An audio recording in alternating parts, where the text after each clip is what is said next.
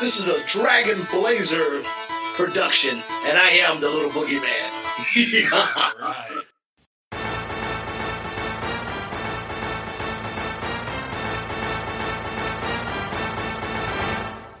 Coming down the aisle, it's the podcast tag team champions of the world, the Rage and Blaze Show. Welcome to another exciting episode of the Rage and Blaze Show. I'm Rage. And I'm Blaze. And today we are going to go back in time and watch the 1991 edition of the Royal Rumble. Yeah, I'm pretty excited about this one. Hopefully this one matters. Yeah, I don't think it does yet. I still think it's about 93 before the Royal Rumble actually matters. But I could be proven wrong. But it's just what I think I remember. But once again, we will see. But yeah, it definitely holds a lot more weight when the winner gets the main event at WrestleMania. So we shall see. I don't remember who wins this. I did not look it up.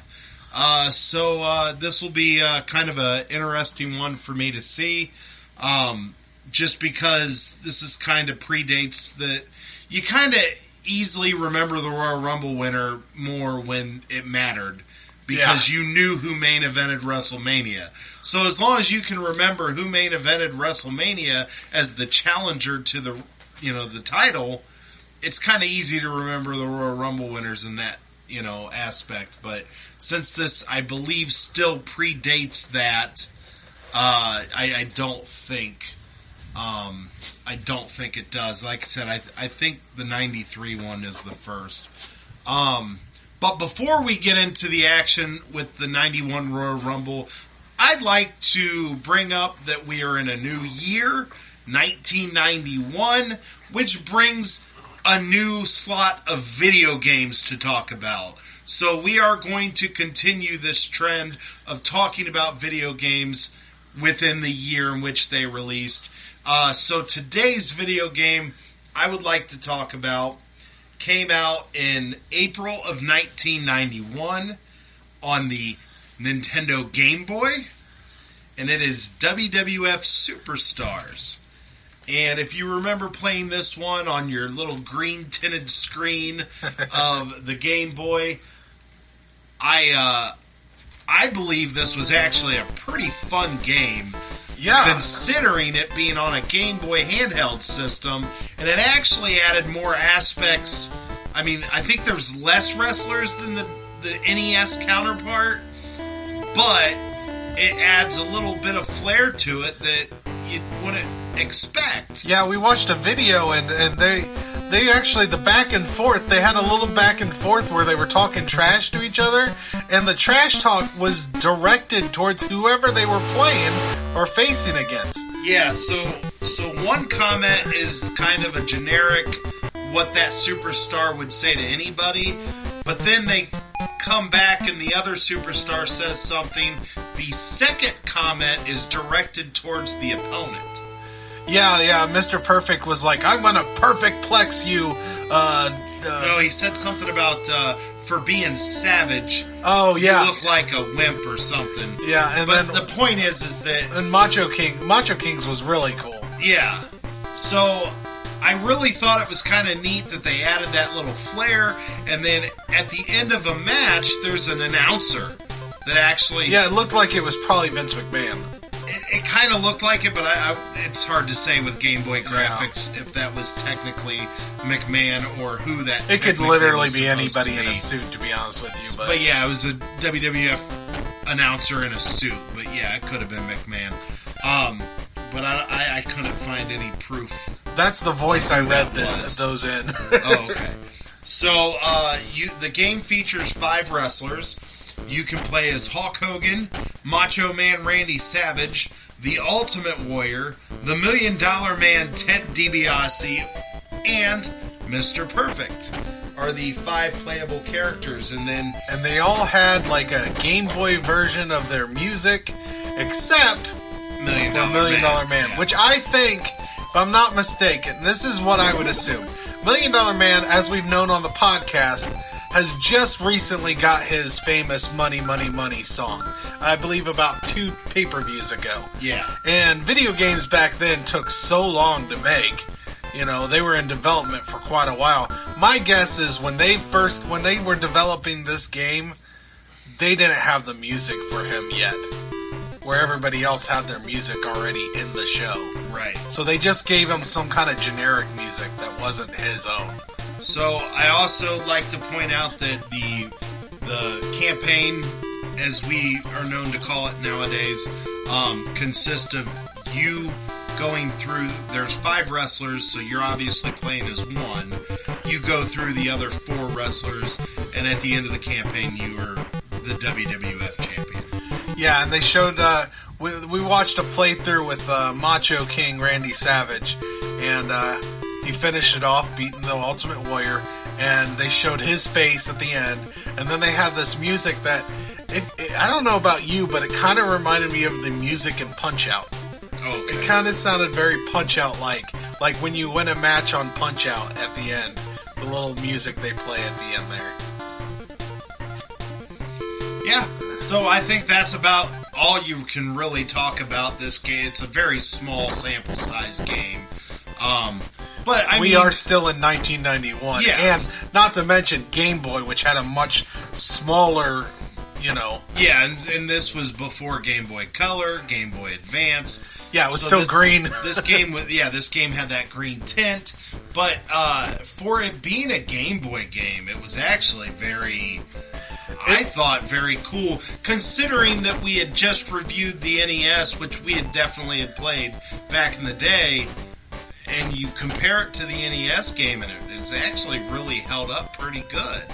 It looked like it kind of added some flair, stuff that the NES game did not have. I think the NES game had more players to choose from, but other than that... And I mean, the gameplay was probably somewhat similar to the NES. The thing that we thought was really cool is the trash talk beforehand is what I don't recall that being in the NES one at all. And it was not only was it not just generic, but they were trash talking with things that made sense for their character and made sense to who they're trash talking. It just really felt that they actually gave this some love. In fairness, this is also a little bit after the NES one. So, I mean, it didn't come out at the same time. No. About a year or so after. So that's going to do it for our video game aspect of the show. So we're about to get into the Royal Rumble, and I'm pretty excited. Just because this is always one of our favorite events. It's just a fun show to watch. It's a fun show to review, too, because, we kind of watch a match, and then we review it, and then we watch a match. With the Royal Rumble, we kind of just get to... we do the same with the matches, but when the actual Royal Rumble match comes around, we do it in sections to, when we're reviewing it, where we watch, the first 10 come in, and then the second 10, and then the third 10, and then so we do it in sections. But it's just really neat to kind of we try to keep track of who's been eliminated and who's got the most. We try to keep track of the records on our own. Right. We're watching. It's just a little different aspect than what we're usually. Okay, we watched a match. Let's talk about the way we feel about the match. It's a little more unique. We like it a lot. Unique. But I completely agree. I can't wait until they start making it where the winner gets a title shot. Which, if you're right, we've got, 2 more? Well, we've got 91 and 92, and I believe 93, the winner will get a title shot. So I do think I think we got this one and the next one to watch, and then we're finally there, where the rest of the Royal Rumbles will be more the traditional, what we know, winner gets a shot at the title. We're getting close to having 5 under our belt for all the other shows that aren't WrestleMania, too. This is 4. And then I think when we get to, Survivor Series, it will be the 5th one. Oh, will it? I believe so. And then, because we've done 4 Survivor Series, SummerSlam, there might be 3, because the SummerSlam was last. That was the last one to show up, wasn't it? Yeah, So I think we've only done 3 of those. yeah. But we're going to be doing, after this, it's WrestleMania 7. Wow. We're getting there. Yeah, we're getting pretty far into this podcast. Yeah, I mean, we're inching closer and closer to that WrestleMania 12. We're going to be getting real close to when we've started watching wrestling. Yeah.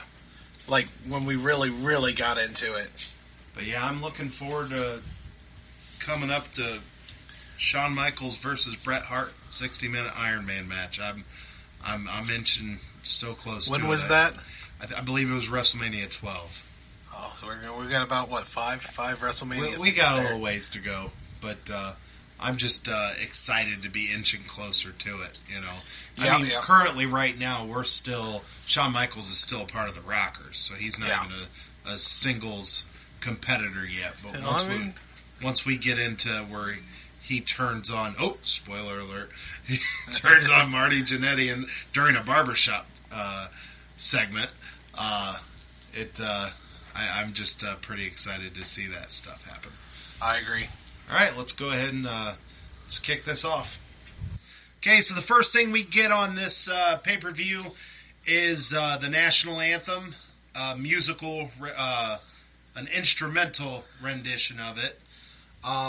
And this is the first time I think we've seen that. Like, we usually get America the Beautiful. Yeah, we haven't gotten the national anthem. So, yeah, we got a national anthem musical edition here. And then we get a very kind of lengthy Vince McMahon voiceover naming off literally every superstar you're about to see on this show. Yeah, I kind of hate it. Yeah, he literally names off every superstar in the Royal Rumble. He names off every match you're about to see, or maybe not the matches, but the people you're going to see in action. And it was very, very lengthy. Look, Vince McMahon from 1991. We've already bought the pay-per-view. We're already about to watch the pay-per-view. You don't need to sell me on this pay-per-view. You don't have to tell me all the big stars that are going to be in this Royal Rumble. We're watching the Royal Rumble. We know what we want to see. Okay? You don't need to hype it up.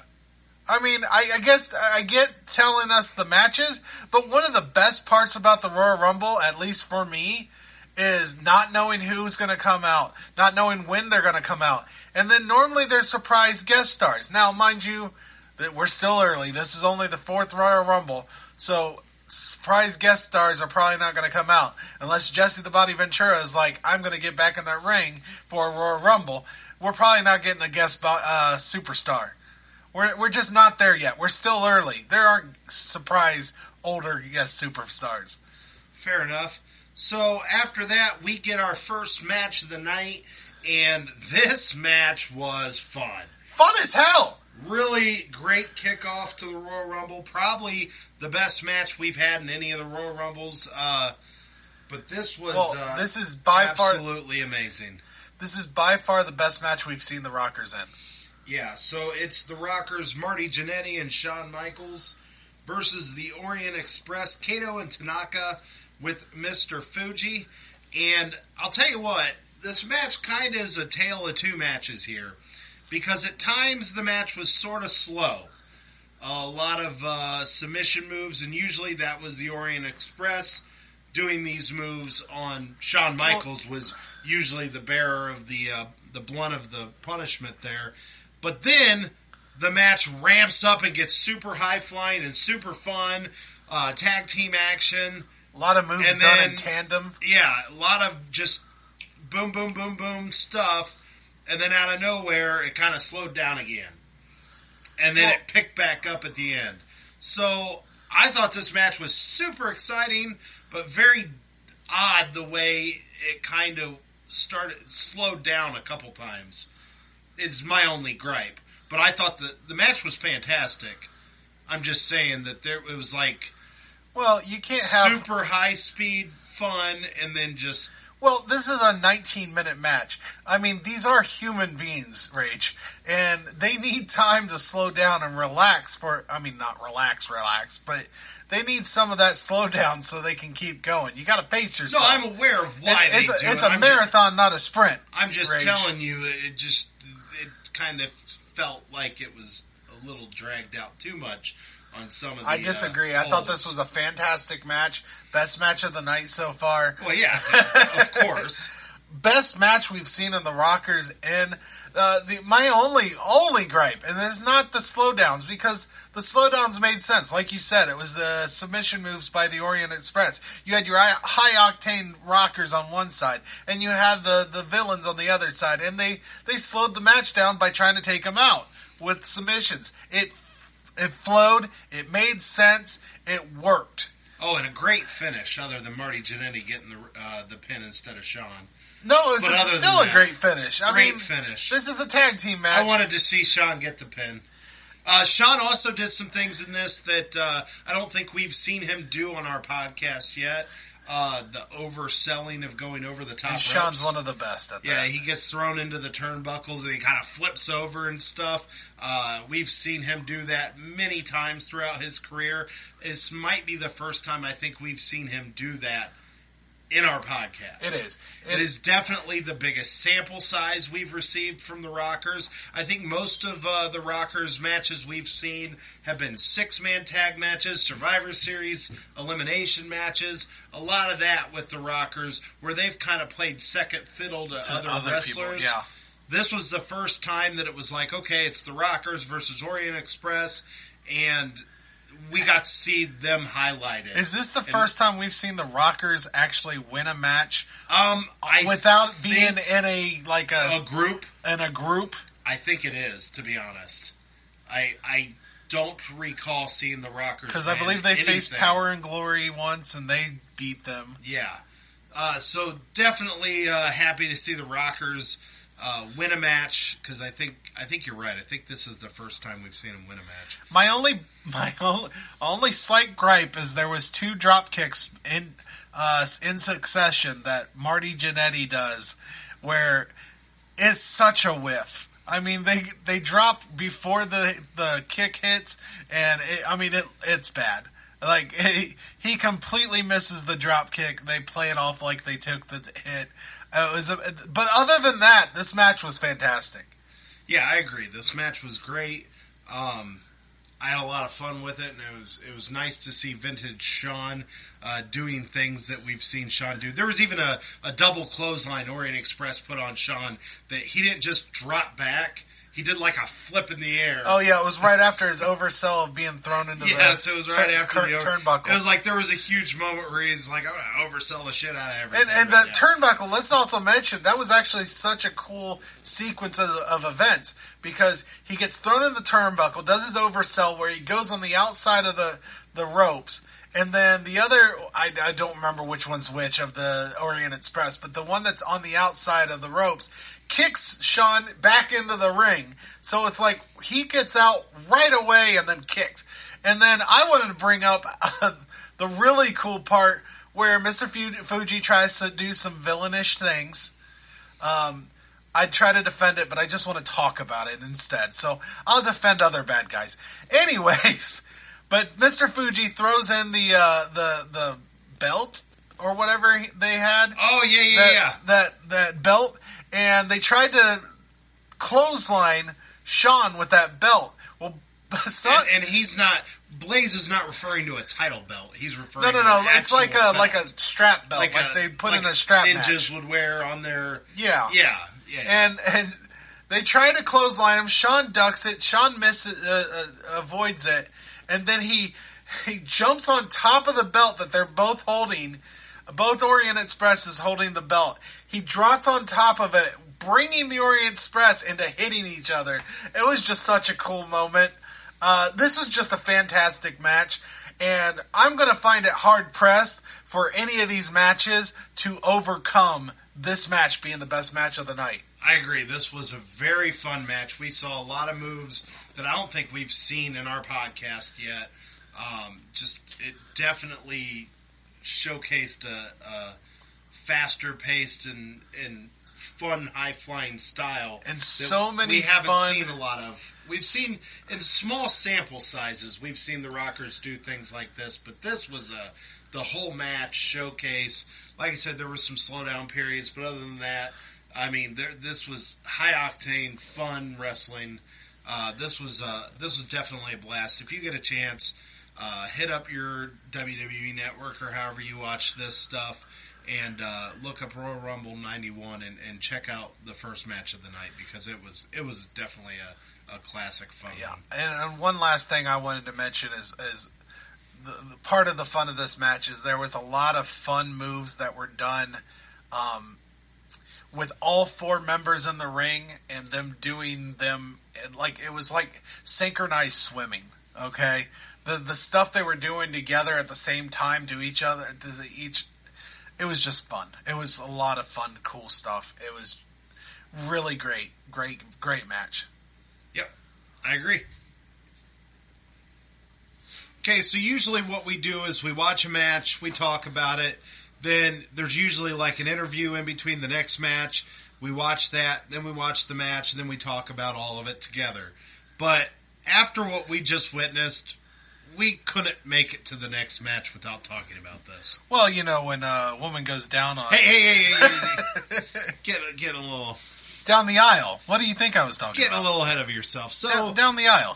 There's a Macho King interview, and he is discussing about how he's the number one contender, and no matter who wins the match tonight between Sergeant Slaughter and the Ultimate Warrior, he feels he should get the next title shot. So we get this segment with Queen Sherry, where she is pretty much berating Ultimate Warrior to come and say that Macho King gets the next title shot. But this gets awkward. The Ultimate Warrior comes down. She doesn't just suggest this. No. So the Ultimate Warrior comes down, and he's wearing a USA jacket, different face paint than we've ever seen. His hair looks a little different. Matter of fact, to be honest, I thought it was the Texas Tornado wearing Ultimate Warrior face paint, to be completely honest with you. And I think he's only wearing that jacket. Different. I think he's only wearing that jacket so Sherry could unzip it. Yeah, I think that was the only reason he was wearing it too. So he comes out there with this jacket, and she kind of unzips it. She's talking sexy to him. And then out of nowhere, with no ring in her hand, she drops down to her knees. I just want to point out, she was not proposing. No, she was not. She's begging the Ultimate Warrior to give the Macho King a title shot. And as my perverted wife likes to point out, the Ultimate Warrior seemed to get ultimate somewhere. And the ultimate package. Tiny Warrior came out. Well, So apparently he had a pretty good view from up there while she was down on her knees. The Ultimate Warrior, his mind and his voice said no. Little Warrior, however, he was saying yes. The Ultimate Package said yes. So you're saying his mind was telling him no, but his body's telling him yes. That is what I'm saying, yes. That is. Oh my gosh. Absolutely what I'm saying. So yeah, the Warrior gives a resounding no in the best way he could do, which we're not sure if he might have been in the middle of the business while doing it, but his head starts shaking all uncontrollably, and then he goes, no. So I'm kind of wondering why he was shaking. His body was shaking so bad. Because he was fighting his body. He was fighting that. He was fighting it. He wanted to say yes. His body wanted to say yes, but he said no. Now, here's sensational Sherry's big mistake. If she would have just wore her makeup like normal, that might have done it. That might have been it where he could not stop himself. Obviously, the Warrior's into the makeup. She didn't wear the makeup. That was her mistake. That's actually a good point. He's got that fetish. Yeah, I'm sure he does. Okay. All right. She should have used the makeup. She would have won. She would have succeeded. Okay, so we're going to move on to the next match. We didn't even talk about our Macho King's interview. This, Well, this whole... I mean, he had an interview before this whole segment. Yeah, we talked about it. At the beginning, we said that he introduced Sensational Sherry. Oh, well, I mean, it was a little more than that, but yeah. Yeah, anyhow, regardless, he said that he was the number one contender.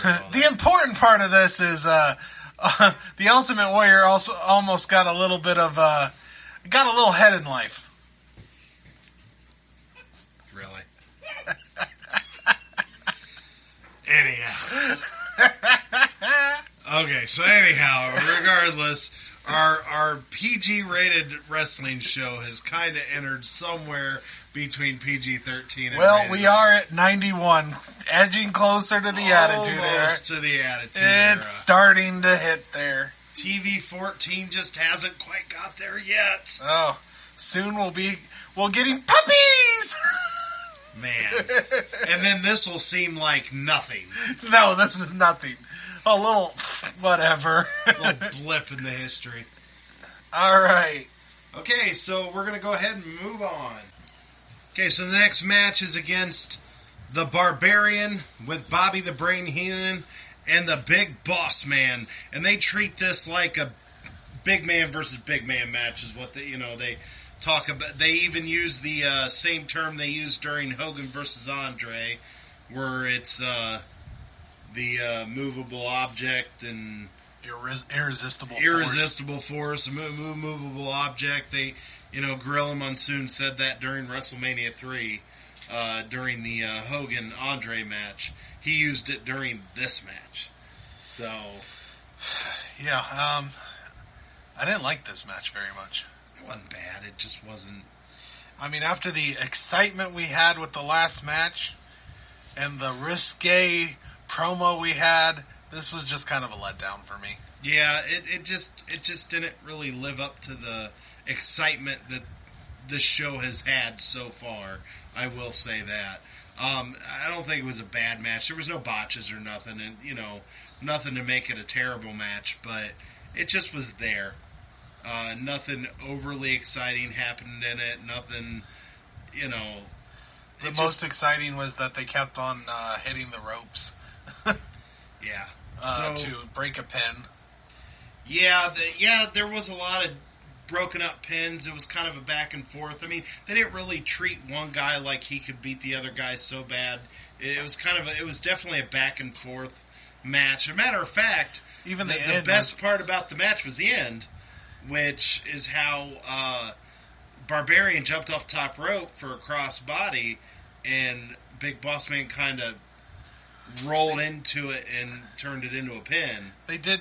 The Big Boss Man did one of those scrappy wins where, they roll it out, use the power or the force of their enemy to take advantage. I'd like to say I kind of hate face Big Boss Man. Like, I liked him so much better as a heel. I enjoy him more. He got to use those cuffs all the time to cheat and stuff. Like, I think he works so much better as a heel. He loses weight and becomes a face. I don't like it. Get those pounds back. Eat some more KFC, Big Boss Man, and become a bad guy again. So he has to be fat to be bad? That's what I'm seeing. I mean, he's not a small guy here. He's pretty fit now. The magical belly came out, and it didn't feel very magical. Yeah, it was kind of the whole belly. It wasn't just the belly button this time. No, yeah, it's open, completely open. Yeah, that's one thing Big Boss Man has yet to do. He has yet to learn, which I guess, he's not going to, but he has yet to learn how to find a shirt that fits. That doesn't come unbuttoned during a match. You know what would help with that? Don't wear a shirt with buttons. Yeah, that's not his style. I don't know. I just want a heel Boss Man again. I want him to cheat. I want him to use that nightstick. I want him to use his handcuffs. I want the heel Boss Man back. He was way more fun as a heel, in my opinion. Fair enough. There's just some wrestlers that are better as heels and better as faces. Yeah, that's true. much like Roman Reigns, I think, is killing it as a heel. Yes, he is. Absolutely. So, okay. And Sasha Banks is killing it as a Mandalorian. Yes, she is. I love seeing her on The Mandalorian. I know this is non-wrestling related, but since we're talking about actually, Sasha it Banks, is wrestling related. It kind of is Sasha wrestling Banks related. But The Mandalorian season finale. Mandalorian season 2 completely was amazing. Oh my gosh! But it's season 2 finale. If you haven't watched it yet, watch that show. Watch yourself some Sasha Banks. It is awesome. You will get your little warrior happy more than the Ultimate Warrior talking to Queen Sherry on her knees. That's how good that episode is. Okay. I can't deny it. That's Moving not as on. good of a description as I could get right there. Okay, so before the next match, we get an interview with Sergeant Slaughter, and he tells us how it is and how, death to America and blah, blah, blah, and that's an order. Us infidels. Yeah, that was about it. So, pretty good promo. And then we get an interview with the Ultimate Warrior. And he does his typical, not as crazy. It just the way he said it was kind of crazy, but the words he said was actually pretty coherent. Very shocking. And Little Warrior was a little farther down. Yes, Little Warrior was not out to play. No. So anyhow, that's the next match, which is surprising because we're only about an hour into the show, and after the match we're about an hour and 12 minutes into the show. But surprisingly, this is the third match of the night, and this is for the WWF Heavyweight Championship. Now, I have a question for you, Rage. What's that? Was this match no disqualification? Okay, so I don't think it was. Well, the refs seem to be blind as a bat, because at the beginning of this match, Warrior's doing nothing but attacking with weapons. I mean, he takes the stick from the Iraqi flag and starts beating the crap out of Sergeant Slaughter. He tears apart the Iraqi flag and takes one half of the Iraqi flag and just starts choking the Sergeant Slaughter. Truth be told, though, I think all that happened before the bell rung. No, it didn't, because the referee was just like, hey, Warrior, you need to stop that. You need to stop that. He didn't disqualify him. He's just like, he was going to Warriors like, hey, stop that, and giving them counts. It was during the match. Well, that must mean the referee is a patriot. But guess what? Well, we'll wait till we get there. Continue. Okay, so as the match goes on, this was a decent match. It wasn't, there was a couple good spots here and there, but the main story of this match is what happened, the extracurriculars. So the Warrior chases, I believe it was Queen Sherry. He chases outside the ring, and just to be ambushed by the Macho King, and he gets beat up outside of the ring. Well, it takes the Warrior at least a minute and a half to get back to the ring, and Sergeant Slaughter constantly kept stopping the referee from doing the 10 count. Now, I don't know about you, but if I count to, let's say, 3, and somebody stops me from counting, and I go back to start counting again, would I remember I'm at 3 and go to 4, or would I be like, I better start over again? These refs don't know that. They have to start from the beginning. They have to start from 1 every time. And let's say a few things here. First off, Sensational Sherry was just trying to get herself a piece of Ultimate Warrior like she wanted earlier. So she just grabbed the Ultimate Warrior. I mean, she wanted a piece. I do agree that it was not surprising the Ultimate Warrior in the middle of a match decided to chase Queen Sherry out of the ring. Right. And then, after the ref just constantly lets Ultimate Warrior use weapons on Sergeant Slaughter, I think because he's an American, he's conveniently not watching as Macho Man is interfering. Because they made a point to notice that Sergeant Slaughter was distracting the ref while Macho King is attacking the Ultimate Warrior. So that was a big deal. And then, yeah, I didn't know... Number one, you know what I didn't know? I didn't know you couldn't do that. I didn't know you could just grab the ref and stop the count. Like, in our future world, you just go out of the ring and then come back in and it starts the count up again. But no. Somehow Sergeant Slaughter's just able to continuously just... No, let me stop this. And then start again. Yeah, because obviously, if I get stopped by the, opposing competitor, I'm going to just, all of a sudden, where was I? Oh, yeah, I might as well start at 1 again. And this happened like 4 or 5 times. 4 or 5 times, yeah. This wasn't like a one-time thing where he stalled the count. He had to stall the count like 4 or 5 times for this to work. And it took the Ultimate Warrior his damnedest amount of time to get to the ring because he was staggering and having a hard time. So then, if that wasn't enough, so the match continues in the ring because the referee can't seem to figure out how to count to 10 without Slaughter stopping him. Because apparently he also can only count with one hand on his right hand. He couldn't just raise his left hand and continue the count because, Sergeant Slaughter was pulling down his right hand every time.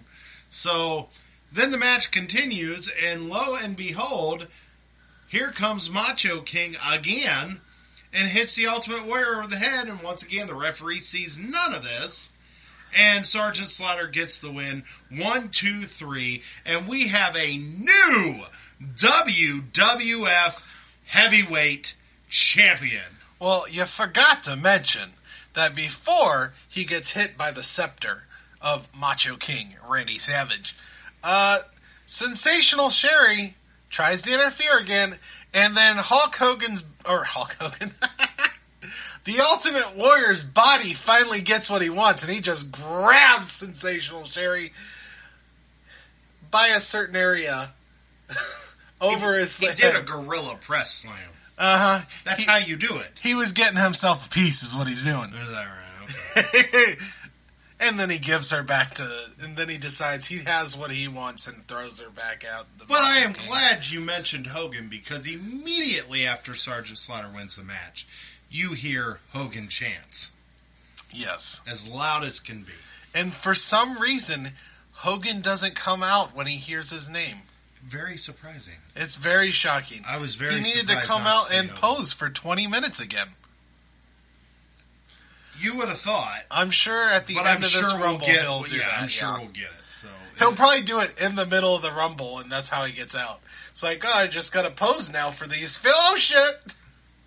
In fact, that's what I want to happen. You want him to think he won while somebody had sneaked underneath the ring and do a Miz here? Do a Miz. Or an Edge. I think Edge used to do that a lot. Yeah. When he was a heel.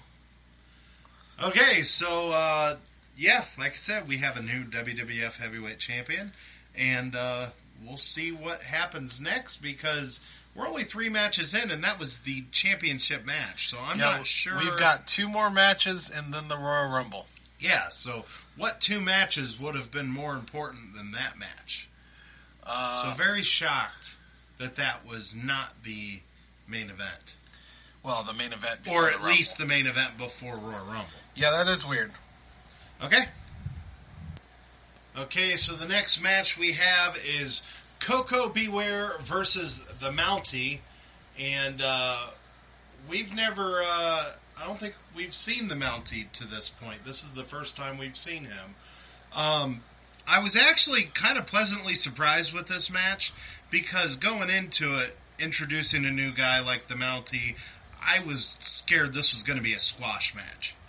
And it really wasn't. Well, for all we know, this is just his first pay-per-view. Yeah, I agree with that, but I'm just saying, Coco Beware's kind of been a jobber that we've watched. Every time we watch him, he loses. And, of course, this match was no exception. He loses this match. But it really showcased a lot of Koko B. Ware in this match. I mean, he had a lot of high-flying offense and positive moves that I was surprised about, because when I saw it was Koko B. Ware, I was like, this is going to be a kind of a squash match, and it was going to be over real quick. It ended up being an interesting back-and-forth match. Like I said, wasn't a fantastic, great match. It just was... I guess it was just a fine match, but there's not really much to talk about. No, I agree with that, but it was more back and forth than you thought it was going to be. I guess that's my point. I guess I didn't look at this as, Mounty's a first-time show. I guess I didn't think about... I noticed that he was the first time we've seen him on our podcast, but they didn't seem to play him off like, oh my gosh, here's this shocking new wrestler. So I assumed that he was on, like, WWE Superstars or the Main Event or whatever it is that they were showing at this time. Yeah, like I said, I don't think this was his premiere, which I guess we could have done more research and found out if it was, but... It didn't seem like it to me, so I wasn't thinking, this is just going to be a squash match. So it was a lot of that had to do with it being Koko B. Ware. It was just an alright match on a card with one fantastic match. I guess the Sergeant Slaughter Ultimate Warrior it had a lot of interesting things happen to it. That's true. And then of course there's the match I didn't really care for. Okay, so I think that's about it. We need to, not much to say on this. Just not much to talk about. Nothing really major happened in this match. No, like I said, I was surprised it wasn't just a one-sided squash affair, and it wasn't. It was a back and forth. Well, that's all your expectations, really. Yep. All right. So, I'd like to point out that the Mountie, before we move on to the next match, the Mountie is Jacques Rougeau, one of the Rougeau brothers. We kind of forgot to mention that while we were talking about the Mountie and the Koko B. Ware match. Yeah, he's the Rougeaus were so forgettable. We just did not realize it. I didn't even think about it. But now, moving on, we just had a slew of Royal Rumble competitor. Well, before that, interviews. We had Macho Man and Queen Sherry talking. Oh, yeah. Okay, I'm getting ahead of ourselves. Yeah, you're getting a little ahead. So, and it looks like the Ultimate Warrior's looking for Macho Man, or Macho King. Right. And then we also get a Sergeant Slaughter interview, gloating about his victory. We did. Then we get a package of fans sending well wishes to the armed forces over in the Middle East. And then after that, we get a slew of Royal Rumble competitor interviews, starting off with Jake the Snake Roberts. But, we had multiple interviews, but the biggest one I'd like to discuss is the fact that Brother Love is doing his Brother Love thing, and then all Undertaker gets to say is, rest in peace. Except for he doesn't say it with that inflection. Nah, he doesn't say he's it just quite like, the same rest way. in peace. So, he just says it real quick. And I would like to point out, I think one of the best interviews, and the one that was more unique and stood out to me, who would you say that is? Well, I thought Jake the Snake Roberts' interview was pretty good. Snake is always good, but... Tell me, which one are you... the model, Rick Martel. I thought he would... Because right now in this time period, not a lot of wrestlers had their own, unique voice. A lot of them just screamed everything. Okay? Tugboat, pretty much screamed. Yeah. Earthquake, pretty much screamed. Yeah.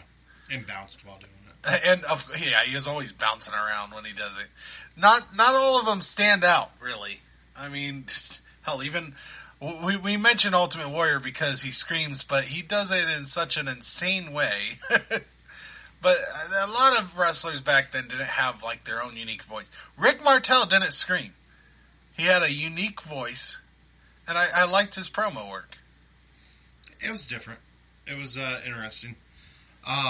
So then, moving on, the next thing we get is a Ted DiBiase interview discussing facing the Rhodes family, Dusty Rhodes and Dustin Rhodes, who will in the future become Goldust. And I'm actually surprised. I didn't realize Dustin was a part of wrestling this early. Well, I kind of knew he was, but I didn't realize he ever wrestled in the WWF without the Goldust name. Yeah. I knew he was Dustin Rhodes in WCW. Yeah. I did not realize. I guess I should say I didn't realize he wrestled in WWF this early. Yeah, like I said, I always thought he was just Goldust when he became WWF, but I was proved wrong. Here he is. I'm kind of excited about this match, just to see Dustin as a young baby. As a young baby. Some baby. Okay, so we'll go ahead and... Oh, he also discusses how even though the Rhodes is bonded by family, there's something bigger than family, and that's money. Money. How he basically has bought Virgil's loyalty, and he said that bond is stronger than the family bond. Yes.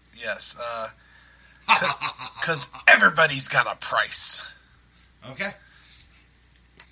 Okay, so the next match we have is the $1 Million Man, Ted DiBiase, and his tag team partner and bodyguard, Virgil, versus the team of Dusty Rhodes and Dustin Rhodes, the Rhodes family.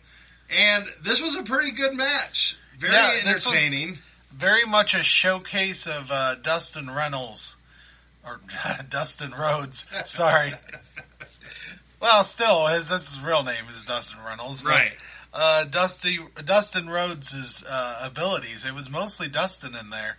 Yeah, it was more about him than his father. But really, this match showcased the relationship between the $1 Million Man, Ted DiBiase, and Virgil. That's really what this match was about. The funny thing about this match, though, is how everything unfolded, not that it unfolded. Yeah, I kind of saw this coming just from the interview we had with $1 Million Man and Virgil, because they're really... $1 Million Man in that interview was really hammering on that, money can buy you anything, and that's why I have this bodyguard. I can say what I want about him because money. Yeah, they kind of laid it on thick before the match, which kind of led you to believe something was about to happen.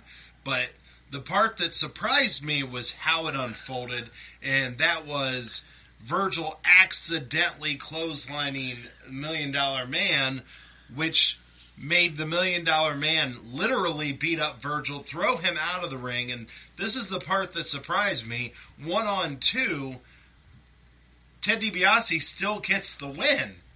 He won this match, and you would have thought maybe Virgil would have prevented him from winning the match after what he did, but that's not what happened. But instead, at the end of the match, after Ted DiBiase gets the pin 1, 2, 3, you get him asking for the microphone and telling Virgil, or demanding Virgil, to come in this ring, put the $1 Million belt around my waist.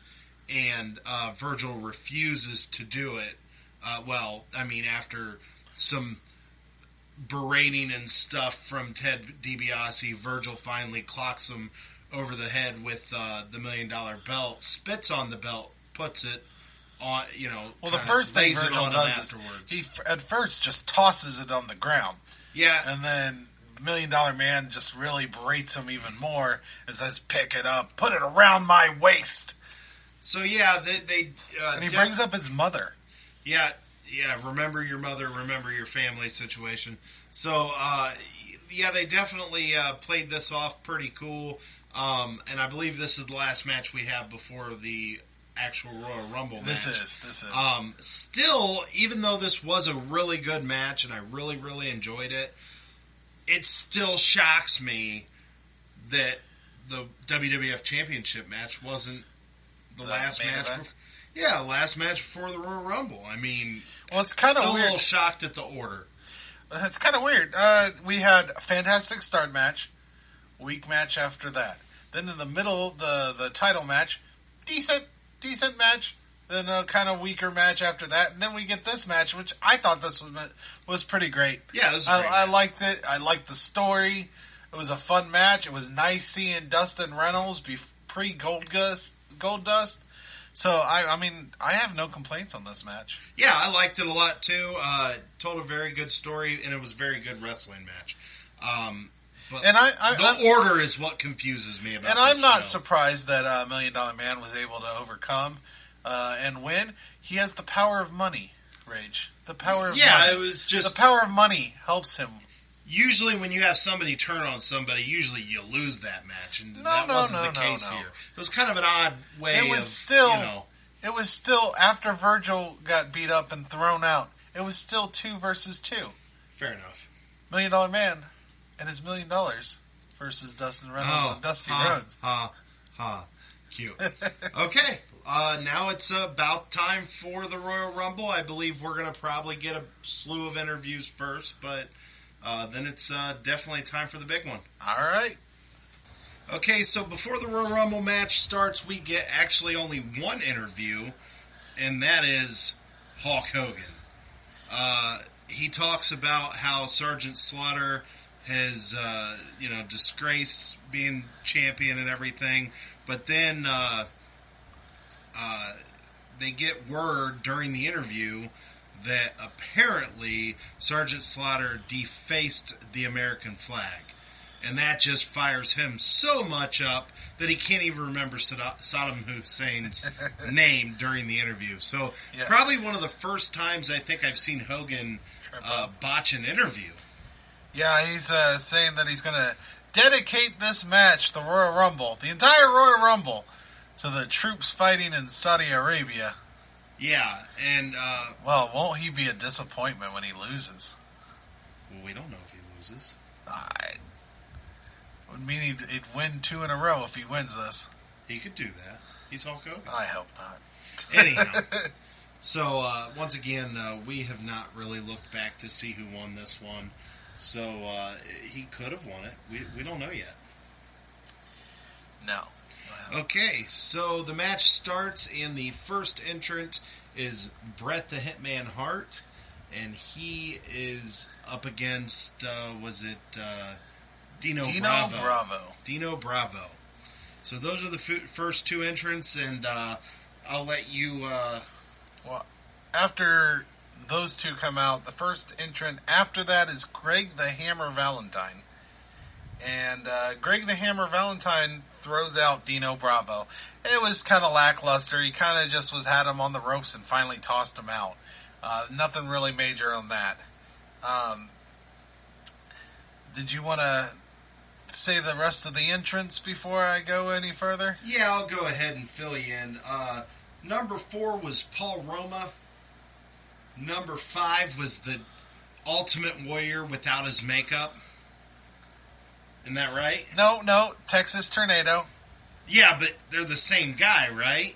Yeah. No, they're not. Have you ever seen them in the same place at the same time? time? Yeah, literally the last podcast we did, we saw them in the same place in a Survivor Series match. Camera tricks. What? Had to be camera tricks. The guy even ran out to the ring just like the Ultimate Warrior. Maybe he's just idolizes the Ultimate Warrior. Then why doesn't he wear face paint? Not that much. See? Could be the same guy. We don't know. No. I mean, we literally saw them in the same ring. Hollywood magic. I don't think they had that Disney powers back then. I don't know. I was watching Raw the other night, and I saw Bray Wyatt turn into the Fiend in a moment's notice. So I'm just saying. That was really cool. Anything's possible. Not back then. It's not the case. I guess you don't believe in magic. But, okay. So, number 6 was the model Rick Martel. Number 7 was Saba Simba. Now, I'd like to talk about this because it was definitely Tony Atlas. I don't ever, and I've watched wrestling, my whole life. I don't ever remember Tony Atlas being a character called Saba Simba. This is literally the first time I've ever seen this. Watch this be the first and only time he's come He might be. This might be the only time he comes out as Saba Simba. But it was really weird when they called him Saba Simba, and I actually thought they were just kind of being racist. But then they never said Tony Atlas's name, so I Googled it, and turns out that was his wrestling name, is Saba Simba. Well, before he came out to the ring, Mufasa talked to him and told him this is his destiny. Yeah. Until Rick Martel But you believe that, but you don't believe Texas Tornado and the Ultimate Warrior can be the same person. Until Rick Martel reverses a body slam from Saba Simba, and Rick Martel throws Saba Simba out. So his destiny sucks. Man, so two eliminations so far after 7 entrants. So the next one is Bushwhacker Butch, is number 8. Number 9 is Jake the Snake Roberts. And number 10... Oh, have we got to... Yeah, we got to 10. We got to 10. 10 is Hercules. Is the mighty Hercules. So Hercules! We got power and glory in the ring at the same time. Yeah, and more importantly, we got Rick Martel and Jake the Snake Roberts in the ring. Because that's pretty much been the story of this match so far. Yeah, they're the big feud in the ring at the moment. But I'd also like to point out that we noticed something... After Rick Martel weaseled his way out of the ring, we noticed a referee outside. Yes, we did.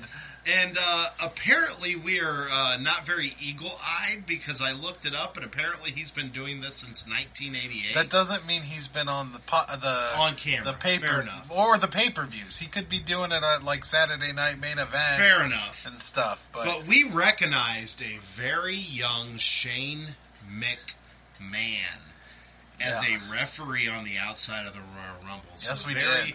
Very surprisingly, I've followed wrestling, like I said, my whole life. I never realized he ever refereed before he became an on-camera character. But that was very interesting to see Shane O'Mac telling Rick Martel he needed to get back in the ring. Yeah. Wonder if... we'll see Stephanie McMahon as an interviewer sometime or something before all this. I think when she got really popular in wrestling, I think she was only like 18. So she was, I think, really young when she first got into What's the age difference there between the two? Do you know? I think about 8 years. Oh, so he's quite a bit older than her. I think so. I'd have to look it up. Let us look this up. You look up. Shane McMahon is 50 years old. He was born in 1970. So yeah, when he started being a referee, he was 18 years old. So turns out he kind of started his career as a referee right at 18. So he's age 50. He's 50 right now? That's what it says. I was close. She's 44. So she's 6 years younger. Difference. She's a little bit younger than him. So that's interesting to know, because like I said, I didn't know what the age difference was. They both kind of showed up on camera around the same time. Around the Attitude Era during the Austin 316, fighting with the McMahon family and stuff. So would that be about 94 or 96 maybe? Yeah, about 98, 96, somewhere in that ballpark area. When they started, kind of showing up on camera, I would guess. In 96 she would have been 20. So I'm about close to the age range if she showed up in 96. So yeah, it's just, like I said, just... a little interesting to see Shane O'Mac out there.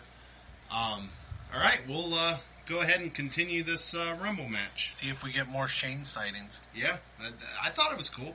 I really kind of almost want to go backwards and watch more shows and see if I can recognize them. But when they showed him, they showed him clear enough that I was like, oh my gosh, that's Shane McMahon.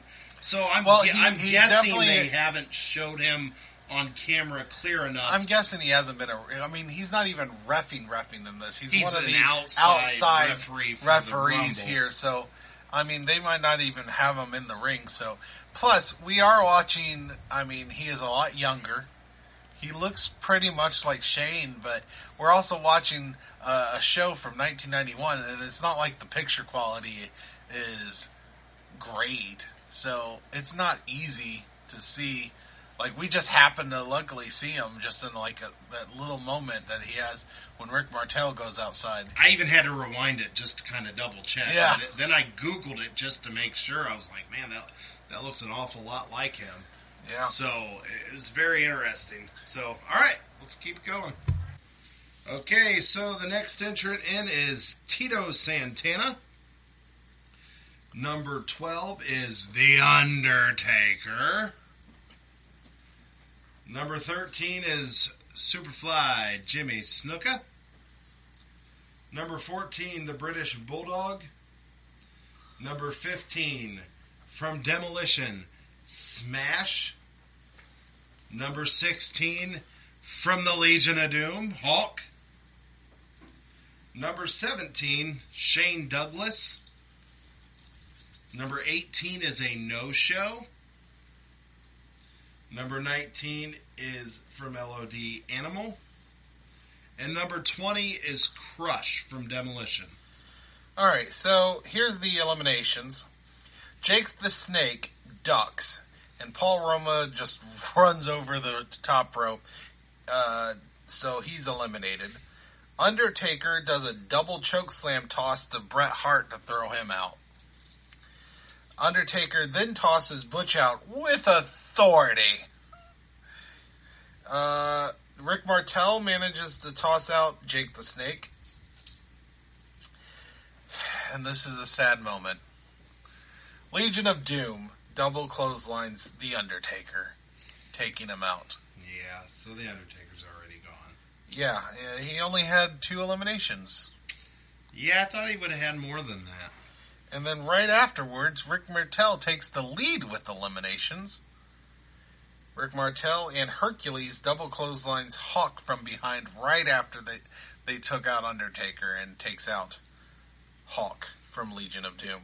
So right now the standings go: Greg the Hammer with 1, Rick Martel with 3, or 2.5, however you want to look at that, Jake the Snake with 1, Undertaker with 2, Legion of Doom together with 1, and Hercules with 1, or half. Okay. I also like to point out that whole number 18 entrant no-show. I'm not going to reveal who yet, because they have not revealed who, but I've already looked and seen who the no-show was. But they are talking about it, saying that apparently if your number is called and you can't get out there before the next entrant, you're officially eliminated.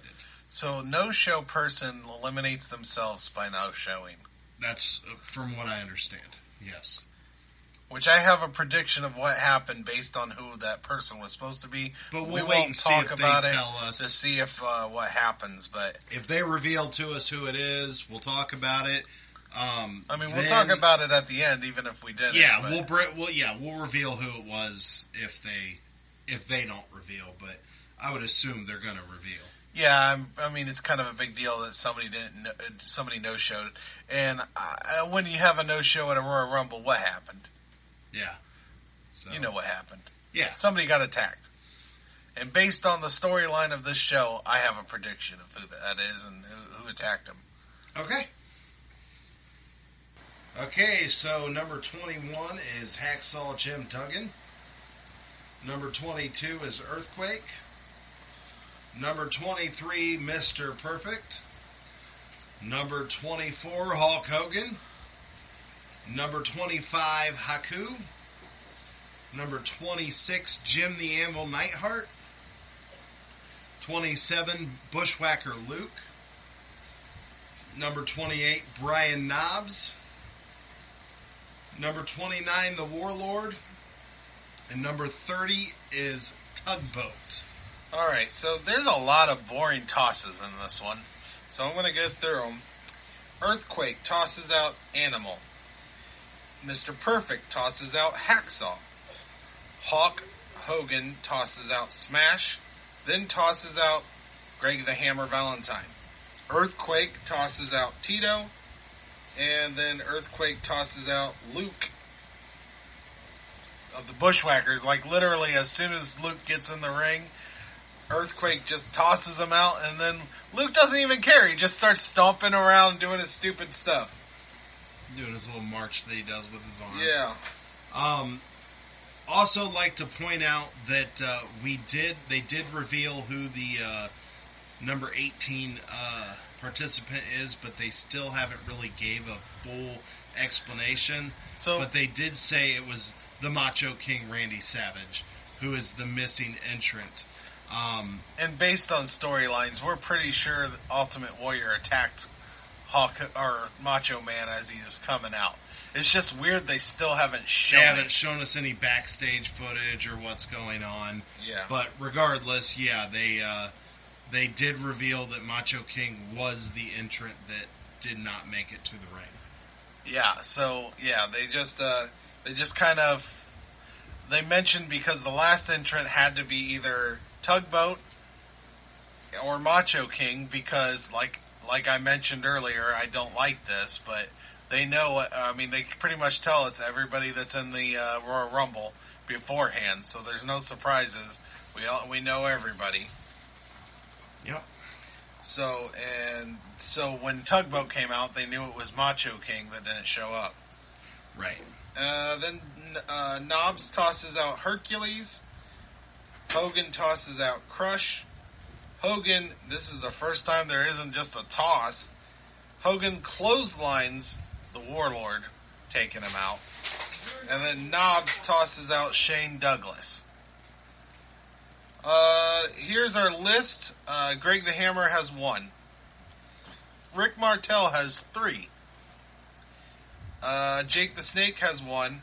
Undertaker had 2. Legion of Doom had 1. Hercules, threw one out with Rick Martel. Earthquake has 3.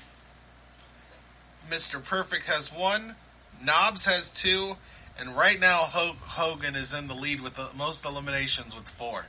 And they've also mentioned how Rick Martel has been in that ring for a long time and might take the record for being in there the longest in a Royal Rumble, which we're going to talk about where that record is beforehand. Okay. But we'll talk about that at the end when I give stats for the finale. Okay. All right.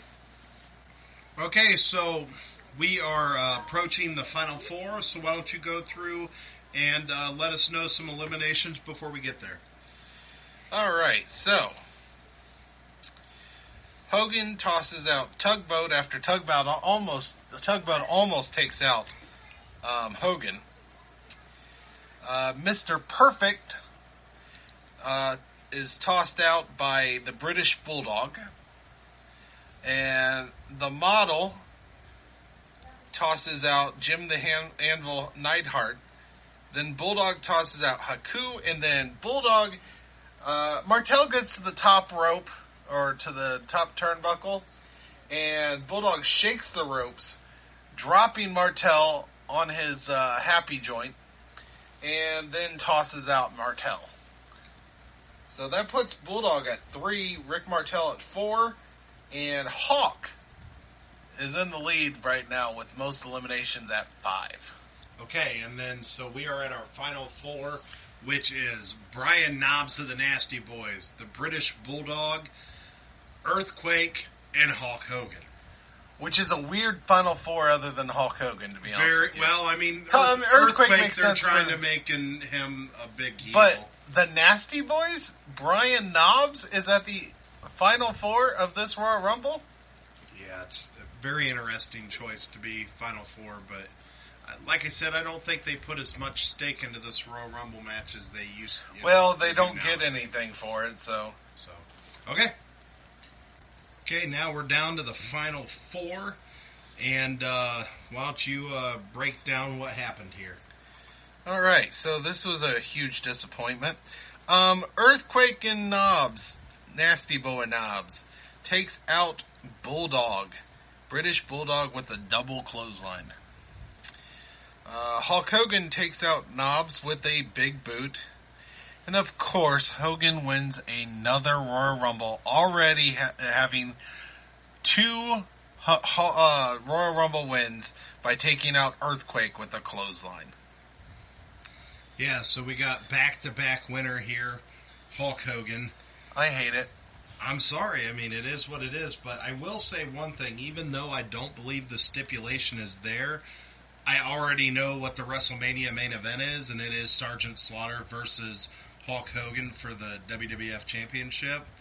And so technically the winner of the Royal Rumble here does main event WrestleMania. Yeah, but I don't think that was the stipulation. I think it just happened that way. But so before this Royal Rumble, our leaders were tied at the most eliminations, with Hogan and Ultimate Warrior getting 5 at Royal Rumble 3.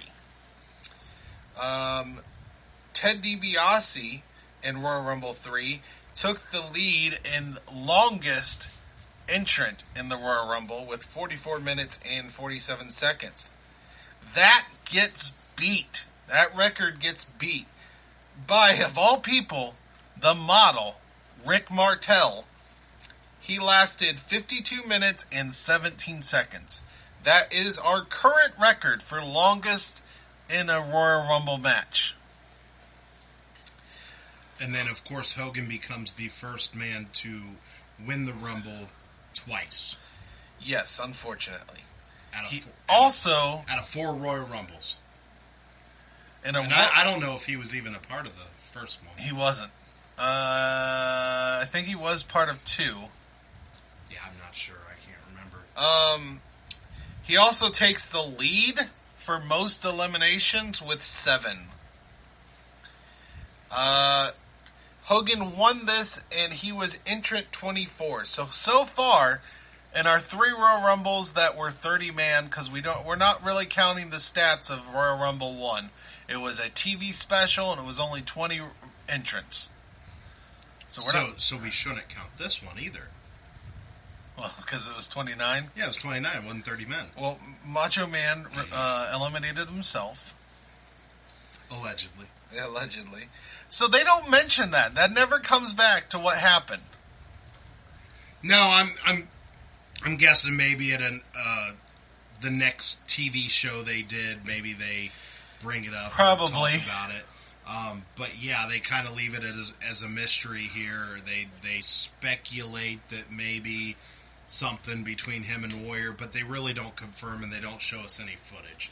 No, and I think, personally, I like the storyline, and I understand why Macho Man wasn't a part of this. They should have let Macho They should have let him come out and then Ultimate Warrior yeah, attack him. and then never make it to the ring or something. But instead it was just kind of like there was nobody weird. there. It was really weird. So very lackluster and boring and weird. And so our entrants are Big John Studd won Royal Rumble 2 at 27. Hogan won as entrant 25 and the 1990 Royal Rumble 3. And then Royal Rumble 4, 1991, Hogan wins at entrant 24. So we're going to keep track of that to see where these, what number wins the most. And right now we have 3 different numbers, 24, 25, and 27. You know what will be fun? Because I don't know if they've really been tracking this too much yet. When we start getting women Royal Rumbles, we can start tracking those. I mean, that's pretty recent. Like, how many women Royal Rumbles have there been? Maybe 3? I think 4? Maybe 5? I mean, that's pretty... It'll take well, we have a while to get there, but I'm just saying, I'll enjoy starting to track the stats for that when we get there. Yeah. All right. So... You know, it just dawned on me that there's 2 Royal Rumbles now. Woman's and a man's. Is the woman's 30 people? Yes. So maybe not the first one, but I know they have been. Okay, the reason I question it is because that match was over an hour long, just for that Royal Rumble. So it's just kind of crazy that they now have. Well, they have much less matches. 2-1 Royal Rumble pay-per-view. That's kind of crazy. They have much less matches at Royal Rumbles. I mean, this had 5 matches other than the Royal Rumble. I think there's only 2 Which or 3. I think is more from the... I mean, I remember the one had only 3. Yeah. You know? So, I mean, this was a 3-hour pay-per-view, where I don't think some of the past were. I think they were more like 2.5, 2. And so it's just kind of crazy how... And then the first Royal Rumble, which was a TV special, the Royal Rumble wasn't even the main event of the night. Yeah. So it's kind of crazy. But yet, our WWF Championship was not the main event at all, in any capacity. It's just kind of right in the middle of the show. It's kind of weird how they just book things sometimes. Definitely these older ones. Yeah, I mean, it's still kind of... But, you know, even though the Royal Rumble is the main event, they still not acting like it's... I mean, it's just somebody wins, and there's no prize for it yet. But yeah, this, as a Royal Rumble match, which... You know, we'll get further into this when we do the rankings, and maybe I should probably stop talking now because we're actually, let's stop talking because we're about to do these rankings here soon. Okay, so, well, before we do the rankings, let's go ahead and look into Boomer's Facts. Boomer Facts. All right, Raging Blaze fans, this is Boomer, and it's time for Boomer's Backstage Facts about Royal Rumble 91. And the first thing that sticks out about this pay-per-view is this was actually the first pay-per-view that took place on a Saturday. That was somewhat unusual for the WWE because of NFL scheduling. This did take place on a Saturday, but interestingly enough, it was the highest buy rate for a Royal Rumble until the Attitude Era. And that year it also beat WrestleMania in buy rates. So that's the first thing we look at. Now, the second thing we look at in this whole era right now, the Rage Blazes, and watching these pay-per-views is the Sergeant Slaughter storyline. This, in my opinion, is one of the best storylines ever in the WWE. Of course, he was the sympathizer. He had switched sides to Saddam Hussein. In particular, here at the Royal Rumble, this pay-per-view took place 48 hours after Desert Storm officially began. And for the younger fans, you probably don't get that back then. It was a lot easier to kayfabe stuff. This wasn't, you know, there were still fans that weren't smart. The internet wasn't around, and people actually bought into this. During this period, this heel character, Sergeant Slaughter, was probably the most hated man, not just in wrestling, but in America. I mean, there were death threats. Security was an issue. It was that intense. As a matter of fact, in this particular pay-per-view, after Sergeant Slaughter defeated the Ultimate Warrior and became champion, of course, fans were not happy at all. And Sergeant Slaughter actually stayed at the arena until 3 a.m. in the morning, hoping that everybody would be cleared out by then so he didn't have to worry about anyone trying to hurt him or attack him. That's how serious this was. Actually, another fact about this era here is some employees were even thinking about quitting because they didn't agree with the storyline. You know, was going too far to play off the war. There were probably a lot of opinions that probably would be harder to pull off now, but that's what made this so great. That's what it's about, is telling a story. And there was no more real story at the time than this. And, you know, Sergeant going over definitely made some fans mad and made for an interesting night. And speaking of that particular match, the match that followed the world title match was the Mountie versus Coco Beware. And to send those guys out there after that had happened, fans were still upset. Needless to say, it was a short match, but it didn't go over very well. And actually, when they originally released this pay-per-view on VHS, they cut that match out completely from the video. And that, of course, was the Mountie versus Coco Beware, and this was actually Coco Beware's last pay-per-view for almost 2 years. He didn't appear again on pay-per-view until he had teamed with Owen Hart and became High Energy. All right, as we move on, this was also interesting because this was the tag team match where Dusty and Dustin took on Virgil and Ted, and after this match, Dusty and Dustin actually both jumped ship and went to WCW. Dusty knew that he, thought his career was winding down, and he knew in WCW that he could get creative control and booking power. And what better place to go and to take your up-and-coming star son with you. All right, I got a few more facts, and they're all about the Rumble match itself. First of all, Andre was scheduled to take place in this Royal Rumble. He was even advertised. He did some videos to, promote the fact that he was going to be in it, and then he was pulled from the Rumble because, again, this was just at the end of his career when his health was so bad and deteriorating. There was no way that they thought it was safe for Andre to take place in this. Another Rumble fact is that Knobbs is in this. Now, you don't see Sags. The Nasty Boys had just signed. Sags wrestled in a dark match. But Knobbs actually replaced the Honky Tonk Man. You got to understand, at this point in 91, Honky Tonk Man had been moved to commentary. He wasn't getting to wrestle much. He wasn't happy with his role, and he left the company before the Rumble and was replaced by Knobbs. Also, this is where Luke famously lasted only 4 seconds in the Rumble. And then if we go the other way, the model Rick Martel was actually the first person to go over 50 minutes. He came in 6th. He lasted 52 minutes and 17 seconds. And he is actually the 11th longest time anyone has stayed in the Royal Rumble until this day.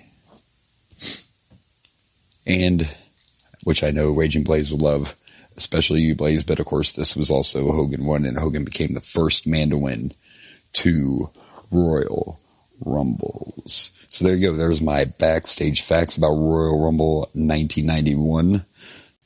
Happy holidays, and we'll see you next time. This is Boomer.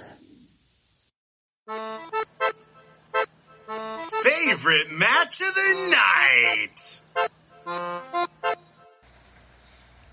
So, best match of the night, I think, is going to be unanimous for us, is definitely the Rockers defeating the Orient Express.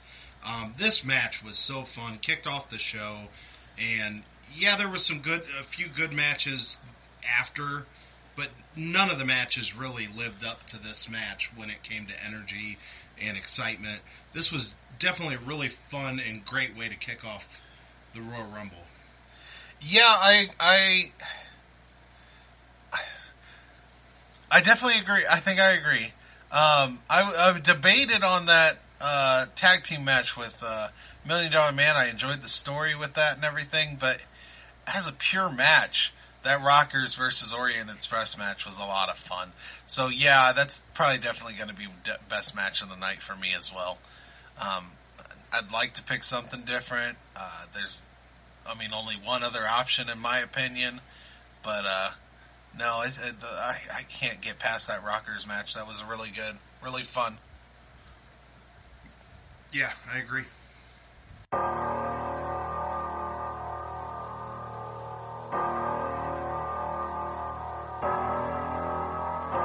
Worst match of the night. Okay, so worst match of the night,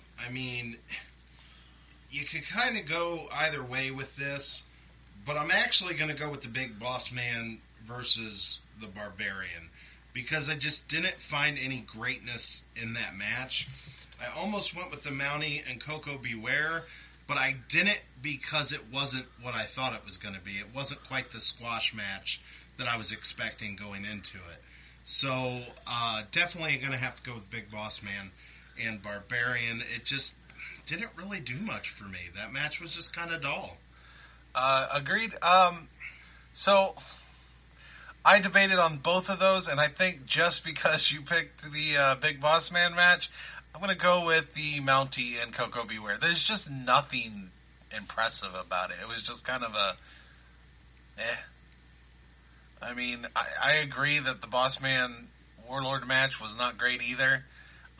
So I'm just going to pick the other one that I was debating on so they can both get the love of hate. Yeah, you could have really tossed a coin on this, but like I said, I kind of went into the one match just expecting a bad match. And not that it was a good match or a great match. It just, it wasn't a squash match, which is what I thought going into it. You know, there's actually a part of me that almost debated on picking the Royal Rumble as the worst match. We're not allowed doing that. We've set rules. We've said we can't pick that as the best match. Oh, We have said that we can say that as the worst match. yeah, I'm not. But ready, I don't I'm not know ready if to it's- do that. Although I will say, and this wasn't the best of Royal Rumble matches we've seen so No, far. it wasn't. By far. I said I debated on it. I came close, but I'm gonna go with Coco Beware because there was at least enough in the Royal Rumble where Coco Beware match was just kind of boring and not really anything happened. Okay. So yeah. Royal Rumble rankings. So I really kind of have debated about this the whole night we've been watching this show, because on one hand, I want to rank this one the highest of my rankings based on the fact that I thought there was 3 really good matches and 2 kind of stinkers on the actual wrestling show. But then I watched the actual Royal Rumble match, and it's probably one of my least favorites of the 4 Royal Rumbles, just because there wasn't a lot of fun eliminations. There wasn't a lot of... I mean, the biggest feuds was Jake the Snake and I think the Model, and then... Technically, Earthquake and Hogan. And then Earthquake and Hogan. But it just wasn't... There wasn't a lot... Even The Undertaker, I thought was, he's going to clean house. And he didn't. And he never did. And a matter of fact, the house never really got cleaned, so it was a full ring for most of the show. So it's kind of... The fact that the show is called Royal Rumble, I really liked the matches beforehand. Like, there was 3 really solid matches. But because of the Royal Rumble, I think I'm going to stick this as my second best. I'm going to keep number 3 as my top, because we had that really good I Quit match, and we also had a Royal Rumble match that I thought was really fun to watch. So I'm going to keep number 3 at the top. I'm going to slide this down to number 4, and then I'll go 2 and 1. But like I said, I was ready before the Royal Rumble match started to put this at the top of my list, but the Rumble match was just kind of dull. Yeah. I guess the Royal Rumble is one of those things where it's a long match, so it's kind of a marathon. You kind of watch it. But there's usually like fun moments throughout the Royal Rumble match. Agreed. And the one time they could have had a really fun moment with Macho King, they just didn't have him come out. They didn't even show him. So that was just awkward. Like, why not at least have him come out and let us see the action? Let us see the Warrior get his hands on him. Instead, they kind of mentioned it in commentary, but they didn't show it. They only speculate. I don't even know if they even mentioned that it could have been Ultimate Warrior. They said Macho King was the no-show, and I think they kind of mentioned, well, maybe the Warrior got his hands on him or something. They kind of made a little snippet at it, but they didn't really dwell on it, and they didn't show us anything, and they didn't report nothing official. For a thing that is all about showmanship, wrestling, it was really a dumb decision on their part. Yeah, so, I mean, that right there, that one moment, could have kind of swayed my opinion on how this Rumble was going, but nothing major really happened. There was no, like, oh my gosh. Like, the biggest elimination, I think, throughout the whole show was you thought The Undertaker was going to clean house and Legion of Doom took him out. And granted, it took 2 of them to eliminate The Undertaker. In fairness, Legion of Doom cool. Is an amazing tag team. And yeah. I mean, if anybody's going to take him out, I just can't believe it was after he only eliminated 2 people. 2 people, and he was barely in it. Yeah, so for me, if The Undertaker would have kind of cleaned house and then Legion of Doom would have been like, we're the guys that got rid of him after he took out 10 people or something, I would have been like, okay, that was kind of cool, but that didn't even happen. So it was just kind of a blah Rumble match for me. But there was, like I said, there was 3 really good matches on the card. One that I thought was just flat out terrific. So it's kind of, what do you rank your your shows as? Do you rank it because of the Royal Rumble match being memorable, or do you rank it because of the actual matches that come before the Rumble? And I had a tug of war with that, so that's kind of just where I ended up landing with my rankings. I really feel exactly what you feel, to be honest with you. And the tough part about this is, you're right. You know, this was, if we were just grading on Royal Rumble alone, this would be, no, it's not worse than the first Royal Rumble. That was a 20-man and just the first one. Yeah, but even the first one had some fun moments. But yeah, go on. I mean, yeah, but, I get what you're saying. I still would put it, this Royal Rumble slightly above that. All right? So if we're going alone, this is right at the bottom for me. However, you're right. This actually had some decent matches where, so far in our Royal Rumbles, other than an I Quit match, we haven't had great matches at the Royal Rumble. They've been lackluster matches almost exclusively. So I'm going to put Royal Rumble 1 at the bottom. And I'm going to keep Royal Rumble 2 right above it. But yeah, 1991's Royal Rumble is going to be above 2 for me.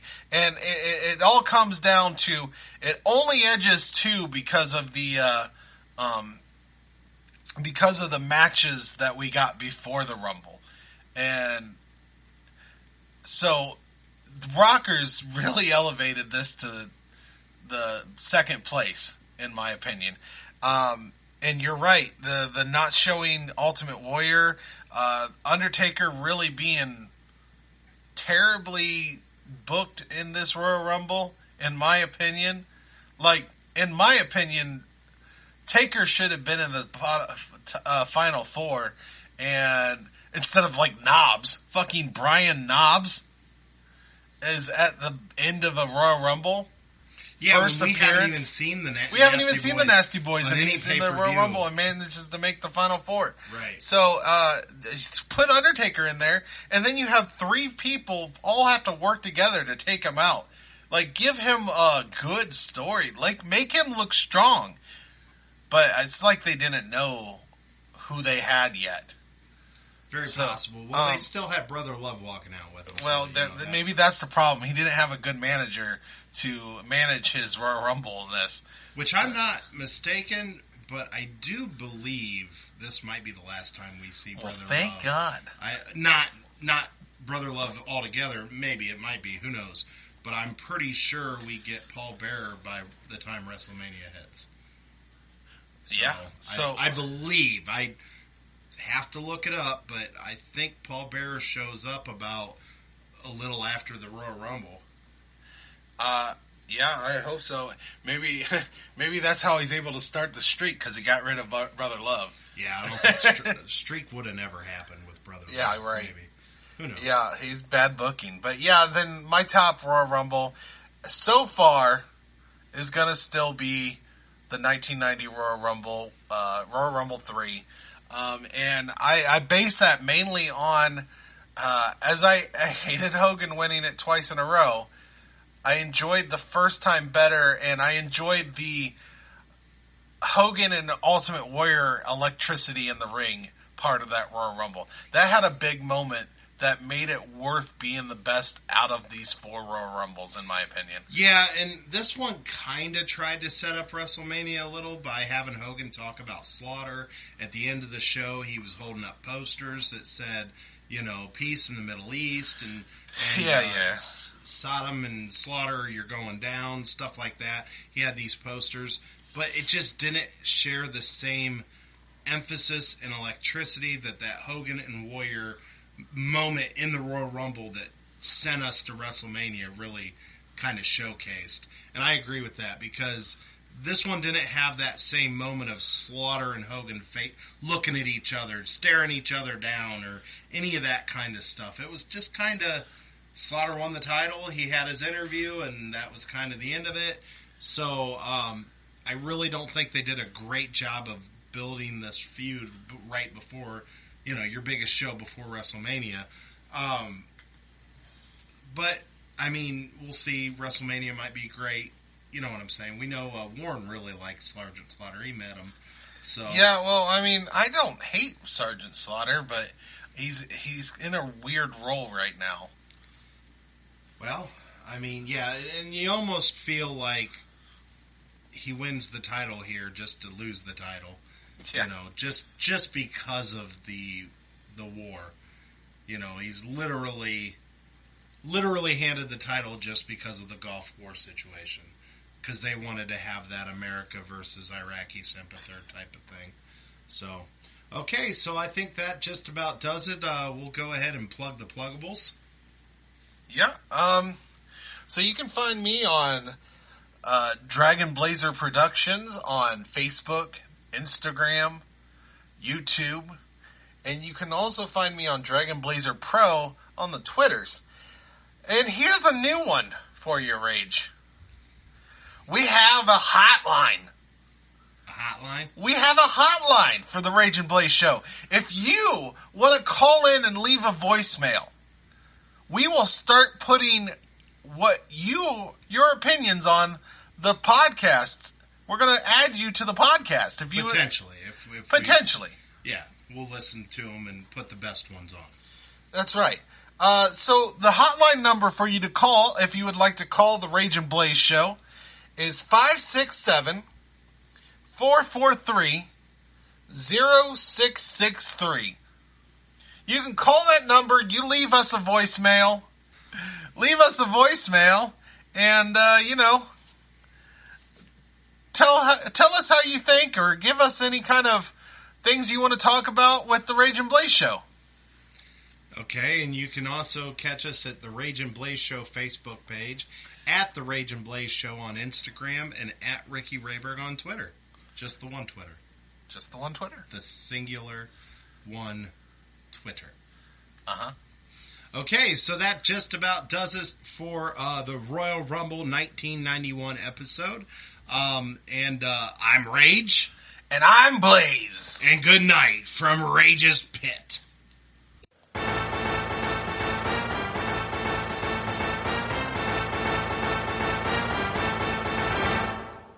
And here is your winners, and still podcast tag team champions of the world, the Rage and Blaze Show.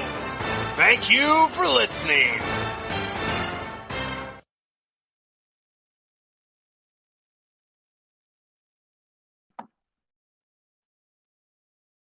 Hey everyone, this is Blaze from the Rage and Blaze and the Boomer and Blaze Show. Thank you for watching.